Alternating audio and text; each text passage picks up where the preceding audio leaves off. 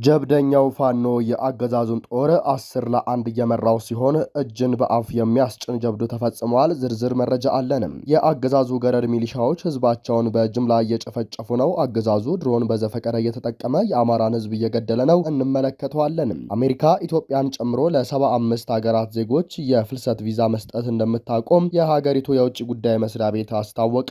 ሰላም፣ ጤና፣ ፍቅር የምንመኝላችሁ ውድ የበለስ ሚዲያ ቤተሰቦቻችን እናንተን ይመጥናሉ ብለን ያሰብናቸውን የተመረጡ የጥር 7 ቀን 2018 ዓመተ ምህረት የረፋዱን የግንባርና ወቅታዊ መረጃዎችን ወደ እናንተ ይዘን ቀርበናል። ሰናይ ቆይታ።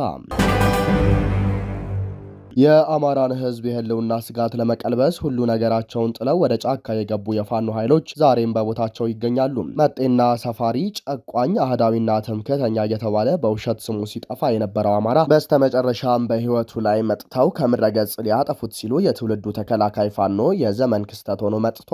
በማይታመን መልኩ አላፋትን ጦር ያሰለፈው አረመኔው የብልጽግና አገዛዝ ከመከላከል አልፎ ወደ ማጥቃት በመሸጋገር ፋኖ የበላይነትን ይዞ የሀገሪቱን የፖለቲካ ወሳኝ ኃይል ሆኗል። የፋኖ ሰራዊት ካላቸው ድፍረትና የጦርነት ስልት የተነሳ በየቀኑ አዳዲስ የድልና የፍልሚያ አይነቶችን እየሰማ እንገኛለን። አንድ ፋኖ ከ10 የአብይ አሽከር ጋር እኩል ነው። በተደጋጋሚ በተለያዩ ግንባሮች እንደታየው በትንሽ የፋኖ ኃይል ሺውን የአብይ ጦር መንዳት የተለመደ ሆኗል። የዚህ ማሳያ ትናንት የአፋባሃ ቴዎድሮስ እዝ የ102ኛ ኮር 22ኛ ክፍለ ጦር አባል የሆነው በቅጽል ስሙ አርበኛው እየተባለ የሚጠራው ፋኖ ዳራ በባህር ዳር ዙሪያ ሮቢት ቀበሌ ላይ ብቻውን ደፈጣ በመያዝ ስድስቱን አጋድሞ መሳሪያቸውን በመማረክ ታላቅ ጀብድ ፈጽሟል። በአንጻሩ የአብይ አህመድ የሚዲያ ሚሊሻዎች ፋኖ ትጥቅ ፈቷል እያሉ ቁራ ጩኸት ቢጮሁም መሬት ላይ የሚቀየር ነገር አላገኙም። ለዓላማ የወጣው የህዝብ ልጅ እንቢ ሲላቸው ተስፋ በመቅረጥ አስርገው ያስገቡትን እያስወጡ የሞተ የውሸት ዜና እያሰራጩ ነው። ከፋኖ ጋር እያሉ የብልጽግናና ተላላኪ እንደነበሩ ከሚነገርላቸው እነ ማስረሻ ሰጤ፣ ፋንታውን ሙሃባውና መሰሎች መሬት ላይ መድረሻ ሲያጡ ፋኖ ተላላኪ ነው የሚለውን የወቅቱን ሽለላ እያሰሙ እንጂ እጅ ሰጥተው ታሪካቸውን አበላሽተዋል። የማስረሻ ሰጤ የባንዳነት ስራ ቤተሰቡ ዋጋ እያስከፈለ እንደሆነ መረጃዎች እየወጡ ነው። በለስ ሚዲያ ባገኘው መረጃ እንደሚያሳየው የተኩስ አቁም ስምምነቱ ለማስረሻ ሰጤ እናት ወይዘሮ ዛባሻ አያሌው ማቅ ነስንሶባታል ተብሏል። የእሱ አጃቢ እንደነበር የሚነገርለት ወንድሙ አማራን አልክድም በማለቱ ተገድሏል ተብሏል። ማስረሻ ሰጤን በዚህ ሰዓት በአብይ አህመድ እቅፍ ሲንደላቀቅ ያዩት እናቱ ወይዘሮ ዛብሽ አያሌውና አባቱ አቶ ሰጤ ብሬ የልጃቸውን አስከሬን ባልመጣበት ድንኳን እርማቸውን እያወጡ ነው። የካፒቴን ማስረሻ ሰጤ ታናሽ ወንድምና የቅርብ አጃቢው አብርሃም ሰጤ በመከላከያ ሰራዊት ተገድሏል ነው የተባለው። የካፒቴን ማስረሻ ሰጤ ታናሽ ወንድምና የቅርብ አጃቢው አብርሃም ሰጤ በታላቅ ወንድሙ ታላቅ ክህደት ከተፈጸመበት በኋላ በደብረ ብርሃን ወረዳ ሳሲት ኪዳነ ምህረት ትንሽ ከተማ ከጓደኞቹ ጋር እያለ በአረመኔው ሰራዊት ተገድሏል። የአብይ አህመድ የፖለቲካ ሸቀጥ አከፋፋይ በመሆን የአማራን ህዝብ በመካድ ተኩስ አቁም ስምምነት ተፈራርም ያለው የሚለው ካፒቴን ማስረሻ ሰጤ የራሱን ወንድም ያለበትን ካምፕ በመጠቆምና መረጃ በመስጠት በፈጸመው ክህደት ታናሽ ወንድሙን ጨምሮ የ25 ወንድሞቻችንን ህይወት አስበልቷል ተብሏል። የአፋሃድ አመራሮችን ያነጣጠረ ጥቃት በማድረግ በሳሲት ኪዳነ ምህረት በተፈጸመ ጥቃት ካፒቴን ማስረሻ ሰጤ ለጠላት መረጃ በማቀበል የእናቱን ልጅ ለአብይ አህመድ ገብሯል። በወሎ ቤተ አማራ ግንባር በራያ ቆቦ ወርቄ አገዛዙ ሚሊሻዎች በራያ ሮቤት 3 ሰዎችን በመግደልና 5ን በማቁሰል በአጠቃላይ 8 ጦር መሳሪያ ያልታጠቁ ንጹሃን አማራዎችን በግፍ ጨፍጭፏል ተባለ። ከፋሽስቱ አገዛዝ ከብልጽግና አገዛዝ ጋር በመወገን የአማራ ህዝብ ላይ የዘር ማጥፋት እየፈጸሙ ያሉት የራያ ወርቄ ሚሊሻዎች ጥር 5 ቀን 2018 ዓ.ም ከብልጽግና መከላከያ ጋር ሆነው ካላኮርማ ክፍለ ጦር ጋር ባደረጉት ውጊያ በደረሰባቸው ከባድ ሽንፈት ሸሽተው ወደ ሮቤት ከተማ በመግባት 8 ያልታጠቁ ንጹሃን አማራዎችን በጥይት ጨፍጭፏል ነው የተባለው። በነጻነት ታጋዩ ፋኖ ሲሸነፉ ፈሪ ሁሌም አህያውን ትቶ ዳውላውን ነውና እነዚህ ህዝቡ በአደባባይ የሚያውቃቸውና ነገን በተስፋ እየጠበቀ በፍጹም ትዕግስት የያዛቸው ህዝብን ከህዝብ የማፋጀት ዓላማ ያነገቡ የወርቄ ታጣቂዎች ራያ ቆቦ ሮቢት ከተማ ገብተው ንጹሃንን በግፍ ሲጨፈጭፉ አገዛዙም የሚፈልገው ድርጊት በመሆኑ በዝምታ ማየት መርጧል። እነዚህ ጸረ አማራ ታጣቂዎች ስራቸው የሚመዘዘው ከኦህዴድ ብልጽግና ሲሆን የተሰጣቸው ሃይማኖት መሰረት አድርጎ ህዝብን ከህዝብ የማጋጨት ዓላማ አንገበው ባገኙት አጋጣሚ ሁሉም ንጹሃን ያልታጠቁ አማራዎችን በግፍ እየጨፈጨፉ ቀጥለዋል። በዚህም ጥር 5 ቀን 2018 ዓመተ ምህረት ራያ ቆቦ ሮቢት አቶ ሽመልስ ሲሳይ የተባለ ጋሪ እየገፋ በቀን ስራ የሚተዳደር ግለሰብና ሁለት ወንድና ሴት ትዕግስትና አያሌው መለሰ የተባሉ የሆቴል አስተናጋጆችን በጥይት ደብድበው ሲገድሉ 5 ተጨማሪ በማኩሰል በአጠቃላይ 8 ንጹሃን ያልታጠቁ አማራዎች ላይ ጥቃት ፈጽመዋል።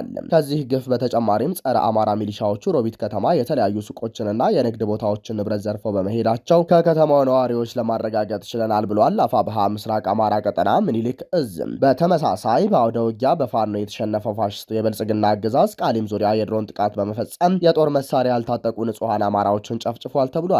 ጥር 5 ቀን 2018 ዓ.ም ንጋት ጀምሮ 13 ሰዓታት በፈጀ ከባድ ውጊያ በርካታ እግረኛ ሰራዊቱ በከበባ የተመታበት ፋሽስቱ የብልጽግና አገዛዝ ከወልዲያ ከተማ በቅርብ ርቀት የምትገኘው ቃሊም ከተማ ዙሪያ 6 ጊዜ የድሮን ጥቃት በመፈጸም ንጹሃንን የጦር መሳሪያ ያልታጠቁ አማራዎችን ህይወት ቀጥፏል። የተወሰኑትንም ቀላልና ከባድ ቁስለኛ ሲሆኑ በእንስሳቶች እንዲሁም ቤትና ንብረት ላይ ጉዳት አድርሷል። የድሮን ጥቃቱ አንድ የቤተ ክርስቲያንን ጠባቂ አባት ጨምሮ የሌሎችንም ህይወት ሲያልፍ ቀላልና ከባድ ቁስለኞችን መኖራቸውን ለማረጋገጥ ችለናል። ሌሎች ንጹሃኖችም ከወልዲያ ከተማ በሚወነጨፍ መድፍ ህይወታቸው ያለፈ ሲሆን ቀላልና ከባድ ቁስለኛ የሆኑም አሉ። መድፉ በእንስሳቶችና በቤት ንብረት ላይም ከባድ ጉዳት አድርሷል ሲል አፋብሃ ምስራቅ አማራ ቀጠና ምኒልክ ዕዝ መረጃውን አጋርቶናል። በጎጃም ግንባር 64ኛ ክፍለ ጦር 3 ቀን የፈጀ የሥራ ስምሪት ግምገማ ማካሄዱ ተነግሯል። የአፋብሃ ምዕራብ አማራ ቀጠና ቴዎድሮስ ዕዝ 201ኛ ኮር 64ኛ ክፍለ ጦር አመራሮችና የእነማይ ወረዳና የሸበል በረንታ ወረዳ ጊዜያዊ መንግስት አመራሮች የክፍለ ጦሩ የአንድ ወር የሥራ ስምሪት የሥራ አፈጻጸም ግምገማ አድርገዋል። የውይይት መድረኩን የመሩት የአፋብሃ ማዕከላዊ ኮሚቴ አባልና የቴዎድሮስ ዕዝ ምክትል ሰብሳቢና የፖለቲካ ዘርፍ ኃላፊ አርበኛ አስረስ ማረዳ አምጤ፣ አርበኛ ጥላሁን አበጀ እንዲሁም የክፍለ ጦሩ ዋና ሰብሳቢ ፋኖ ጥላሁን ሽፈራው ሲሆኑ በክፍለ ጦሩ የአንድ ወር የስራ ቼክ ሊስት የሰጡ ስራዎችን በመገምገም ለአመራሩ ወታደራዊና ፖለቲካዊ ግንዛቤዎችን በሰፊው ሰጥተዋል። በስራ ቼክ ሊስቱ በወታደራዊ ፕወዛ፣ በወታደራዊ ስራዎች፣ በፋይናንስ አሰባሰብ፣ በፍትህ አሰጣጥ፣ በተፈጥሮ ሀብት ጥበቃና መሰረተ ልማት፣ በህዝብ ንቅናቄ የውይይት መድረኮች፣ በአስተዳደር ጸጥታና ተተኪ አመራር የማብቃት ስራዎች ላይ የክፍለ ጦሩና የወረዳው ጊዜያዊ መንግስት አመራር በሰፊው በመወያየት ድርጅቱ በየዘርፉ የሰጠውን የስራ ኃላፊነት ገምግመዋል ሲል አፋብሃ ቴዎድሮስ ዕዝ 201ኛ ኮር 64ኛ ክፍለ ጦር ህዝብ ግንኙነት ገልጿል። ይህ በእንዲህ እንዳለ 3 የአገዛዙ ሰራዊት አባላት ወደ 206ኛ ኮር 14ኛ ክፍለ ጦር መቀላቀላቸው ታውቋል። በአማራ ጠል ርዕዮተ ዓለም ተውጦ ህዝብን አማራን በጅምላ በመፍጀት ሰይጣናዊ ግብሩን በይፋ እያሳየ የሚገኘው የብልጽግና ስርዓት በገዛ ሰራዊቱ እየተከዳ ይገኛል። በገንዘብ ጥቅማ ጥቅም እየደለለና በግዳጅ እያፈሰ የራሱን እኩይ ሴራ አስፈጻሚ እንዲሆኑ በርካታ የድሃ ኢትዮጵያውያን እናቶችን ልጆች ቢሰበስብም አረመኔው አገዛዝ ከጣለባቸው ድንዛዜ የነቁ አያሌ የብልጽግና ሰራዊት አባላት ሲያውቁ በድፍረት ሳያውቁ በስህተት የበደሉትን ህዝባቸውንም ይቅርታ እየጠየቁ ወደ ህዝባቸው ወደ ፋኖ እየተቀላቀሉ ይገኛሉ።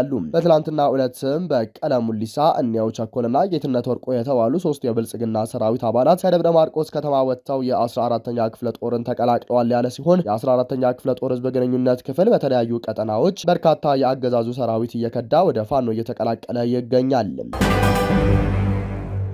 አሜሪካ ኢትዮጵያን ጨምሮ ለ75 ሀገራት ዜጎች የፍልሰት ቪዛ መስጠት እንደምታቆም የሀገሪቱ የውጭ ጉዳይ መስሪያ ቤት አስታወቀ።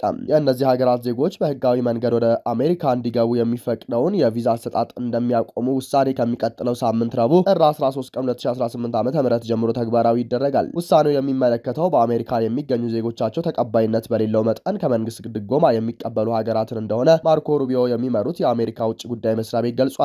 መስሪያ ቤቱ በኤክስ ገጹ በኩል ባሰራጨው አጭር ማብራሪያ ሶማሊያና ኤርትራ እገዳው ከሚመለከታቸው ሀገራት መካከል እንደተካተቱ በምሳሌነት ጠቅሷል። የቪዛ ክልከላው አዲስ ስደተኞች ከአሜሪካ ህዝብ ሀብት እንደማይበዘብዙ ሀገሪቱ እስክታረጋግጥ ድረስ የሚቆይ ነው ተብሏል።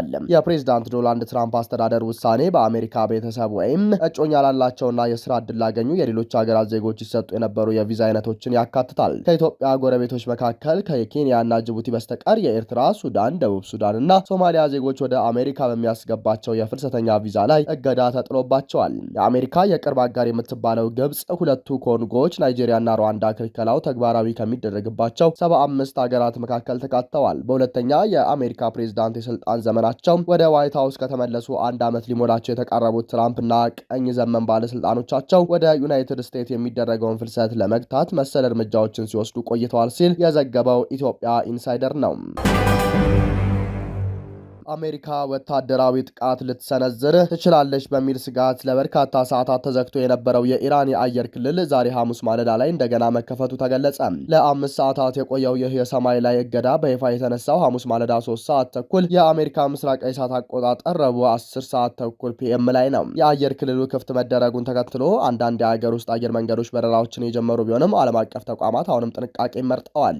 የፍላይት ራዳር 24 የቀጥታ መረጃ እንደሚያሳየው እገዳው ከተነሳ በኋላም ቢሆን አብዛኞቹ ዓለም አቀፍ አውሮፕላኖች የኢራንን የአየር ክልል በመሸሽ በሌላ አቅጣጫ እየበረሩ ነው። የአየር ክልሉ እንዲዘጋ የተደረገው የኢራን መንግስት በጸረ መንግስት ተቃዋሚዎች ላይ እየወሰደ ያለውን የኃይል እርምጃ ተከትሎ የአሜሪካ ፕሬዝዳንት ዶናልድ ትራምፕ ወታደራዊ ጣልቃ ገብነት ሊያደርጉ እንደሚችሉ ካስጠነቀቁ በኋላ ነው። ትራምፕ የኢራን መንግስት ጨካኝ እርምጃውን ከቀጠለ ለተቃዋሚዎች ደህንነት ሲባል ጣልቃ ገባለሁ ሲሉ ዝተው ነበረ። ይሁን እንጂ ትራምፕ ረቡዕ ምሽት በዋይት ሀውስ በሰጡት መግለጫ አቋማቸውን ያለዘቡ ይመስላሉ። በኢራን እየተፈጸመ ያለው ግድያ መቆሙን ማረጋገጫ ተሰጥቶኛል ያሉት ፕሬዝዳንቱ ለጊዜው ወታደራዊ እርምጃ ከመውሰድ ይልቅ ሁኔታውን በቅርበት እንደሚከታተሉ ተናግረዋል። በሌላ በኩል ዋሽንግተን ጥቃት የምትሰነዝር ከሆነ ኢራን በአካባቢው በሚገኙ የአሜሪካ ወታደራዊ ቤዞች ላይ የአጸፋ እርምጃ እንደምትወስድ መዛቷን ተከትሎ አሜሪካ በመካከለኛው ምስራቅ ከሚገኙ ቤዞቿ የተወሰኑ ሰራተኞችንና ንብረቶችን ማሸሽ ጀምራለች። ውጥረቱን ተከትሎ በርካታ ዓለም አቀፍ አየር መንገዶች ወደ ቴህራን የሚያደርጉትን በረራ ሰርዘውታል ወይም አቅጣጫ ቀይረዋል። አሜሪካ የንግድ አውሮፕላኖቿ በኢራን ሰማይ ላይ እንዳይበሩ ሙሉ በሙሉ ከልክላለች። የጀርመኑ የሉፍታንዛ ግሩፕ በኢራንና በኢራቅ የአየር ክልል እንደማይበርና በረራዎች መሰረዙን አስታውቋል። የህንዱ ኢንጎ ኤሚሬትስ፣ ኳታር ኤርዌይስ እና ተርኪሽ ኤርላይንስ ባለፉት ቀናት በረራዎችን መሰረዛቸው ይታወቃል። በኢራን የተቀሰቀሰው ተቃውሞ መነሻ የሀገሪቱ ገንዘብ ወይም ሪያል የመግዛት አቅም መዳከምና የኑሮ ውድነት ሲሆን አሁን ግን ወደ አጠቃላይ የስርዓት ለውጥ ጥያቄ ተሸጋግሯል። መቀመጫውን አሜሪካ ያደረገው የሰብአዊ መብት ተቋም ኤችአርኤንኤ እንዳስታውቀው በመንግስት የኃይል እርምጃ እስካሁን ቢያንስ 2571 ሰዎች ተገድለዋል። አሜሪካን እየመሩ የሚገኙት ፕሬዝዳንት ዶናልድ ትራምፕ ግሪንላንድ ከዴንማርክ ቁጥጥር ስር ለማውጣት ያላቸውን ፍላጎት በግልጽ ማሳየታቸውን ተከትሎ የኔቶ አባል የሆነችው ዴንማርክ ወታደሮቿንና የጦር መሳሪያዎቿን ወደ አርክቲክ የደስ መላክ ጀመረች። የዴንማርክ ብሔራዊ ቴሌቪዥን እንደዘገበው ኮፐንሃገን በቀጣይ ለሚገነባው ሰፊ ጦር ምቹ ሁኔታን ለመፍጠር ቀለል ያለ የቅድመ ዝግጅት ጦርና አዳዲስ ወታደራዊ መሳሪያዎችን ወደ ግሪንላንድ አጓጉዛለች። ፕሬዝዳንት ትራምፕ ረቡዕ ዕለት በትሩዝ ሶሻል ገጻቸው ላይ ባሰፈሩት መልእክት አሜሪካ ግሪንላንድን መቆጣጠር ለብሔራዊ ደህንነቷ ወሳኝ እንደሆነ ገልጸዋል። አሜሪካ ለብሔራዊ ደህንነቷ ስትል ግሪንላንድን ትፈልጋለች። እየገነባን ላለው ጎልደን ዶም ወሳኝ ስትራቴጂካዊ ቦታ ናት ያሉት ትራምፕ እኛ ካልወሰድናት ሩሲያ ወይም ቻይና ይወስዷታል፣ ይህን ደግሞ በፍጹም እንዲሆን አንፈቅድም ሲሉ አስጠንቅቀዋል። አያይዘውም ግሪንላንድ በአሜሪካ እጅ ስትገባ ኔቶ የበለጠ ጠንካራ እንደሚሆን ተናግረዋል። የግሪንላንድ ጠቅላይ ሚኒስትር ጄንስ ፍሬዴሪክ ኔልሰን ማክሰኞ ዕለት በሰጡት ምላሽ እኛ የመረጥነው ዴንማርክን ነው፣ ደሴቲቱ በአሜሪካ አትተዳደርም ብለዋል። ትራምፕ ይህንን አስተያየት በማጣጣል ይህን አቋሙ ለጠቅላይ ሚኒስትሩ ትልቅ ችግር ይፈጥርባቸዋል የሚል ማስፈራሪያ አዘል ምላሽ ሰጥተዋል። የዴንማርክ ጠቅላይ ሚኒስትር ሜቴ ፍሬድሪክሰን በበኩላቸው አሜሪካ በግሪንላንድ ላይ በምታደርገው እንቅስቃሴ የኔቶ ኪዳን ሊያፈርሰው ይችላል ሲሉ አስጠንቅቀዋል። በሁለቱ የኔቶ አጋሮች መካከል የተፈጠረው የከፍተኛ ውጥረት ለመምከር የዴንማርክና የግሪንላንድ የውጭ ጉዳይ ሚኒስትሮች ትናንት ረቡዕ በዋይት ሀውስ ከምክትል ፕሬዚዳንት ጂዲ ቫንስ እና ከውጭ ጉዳይ ሚኒስትር ማርኮ ሩቢዮ ጋር ይወያያሉ ተብሎ ይጠበቃል። የትራምፕ አስተዳደር ግሪንላንድን የሚፈልገው ለሚሳኤል መከላከያ ስትራቴጂ ሩሲያና ቻይና በአርክቲክ ቀጠና የሚያደርጉትን እንቅስቃሴ ለመክታትና በደሴቲቱ ውስጥ የሚገኘውን ለዘመናዊ ኢንዱስትሪ ግብዓት የሚውል ያልተነካ የማዕድን ሀብት ለመቆጣጠር እንደሆነ ተመላክቷል። ክቡራንና ክቡራት አድማጭ ተመልካቾቻችን ለሰዓቱ የነበረን የዜናና የመረጃ ስርጭታችን ይህንን ይመስላል። ጤና ይስጥልን።